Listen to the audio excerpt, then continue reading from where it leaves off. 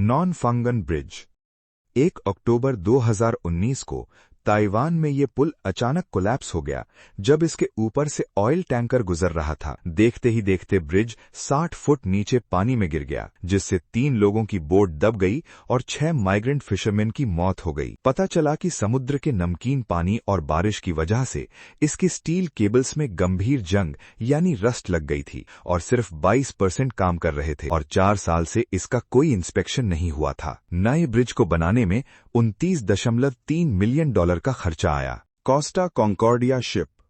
13 जनवरी 2012 में इटली का ये शिप मेडिटेरेनियन सी में नॉर्मल क्रूज यात्रा पर निकला, लेकिन कुछ ही घंटों के बाद ये हिस्ट्री का सबसे महंगा मरीन लॉस बनने जा रहा था। शिप के कैप्टन फ्रांचेस्को स्केटिनो ने जहाज को शेड्यूल्ड रूट से हटा दिया ताकि जिग्लियो आइलैंड पर रहने वाले अपने एक रिटायर्ड सहयोगी यानी कलीग का अभिवादन यानी ग्रीट कर सकें। किनारे के करीब इस चट्टान वाले एरिया को लेस्कोल कहा जाता था। वो किनारे पर खड़े लोगों को ग्रीट करने के लिए जहाज को तट के बहुत करीब और उथले पानी में ले गया था, लेकिन जैसे ही स्केटिनो को एहसास हुआ, फ्रांचेस्को ने तुरंत जहाज को मोड़ने का आदेश दिया। इंडोनेशियन सेलर जो जहाज चला रहा था लैंग्वेज प्रॉब्लम की वजह से निर्देश को तुरंत समझ नहीं पाया और जहाज गलत डायरेक्शन में चला गया, लेकिन तब तक बहुत देर हो चुकी थी। जब तक गलती सुधारी जाती तब तक 13 सेकंड्स में शिप एक बड़ी चट्टान से टकरा गई और 174 फुट का लेफ्ट साइड में कट लग गया और पानी भरने लगा। उस वक्त शिप में 1023 क्रू मेंबर्स और 3260 पैसेंजर्स थे, जिसमें 32 लोगों की जान चली गई और 120 करोड़ यानी $1.2 बिलियन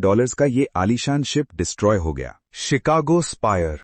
शिकागो में एक बड़ा सा गड्ढा खोदा गया शिकागो स्पायर प्रोजेक्ट के नाम पर। 2000 फुट यानी 610 मीटर ट्विस्टिंग स्काईस्क्रेपर, जो कि वेस्टर्न हेमिस्फीयर की सबसे ऊंची बिल्डिंग होती। 2007 में गहरा गड्ढा खोदा गया, लेकिन 2008 में देश की आर्थिक गिरावट और डेवलपर बैंकक्रप्ट हो गया। 20 साल तक गड्ढा वैसा ही रहा। अब वहां 400 लेक शोर ड्राइव के नाम से नया प्रोजेक्ट शुरू हो गया है, जो कि 900 फुट की टावर होगी, लेकिन $300 मिलियन मार्केटिंग और डिजाइन में बर्बाद हो चुके हैं। Spirit of Kansas. 23 फरवरी 2008 को यूएस एयरफोर्स का B-2 स्पिरिट बॉम्बर प्लेन ग्वाम के एंडरसन एयरफोर्स बेस पर टेक ऑफ के कुछ ही सेकंड्स बाद क्रैश हो गया।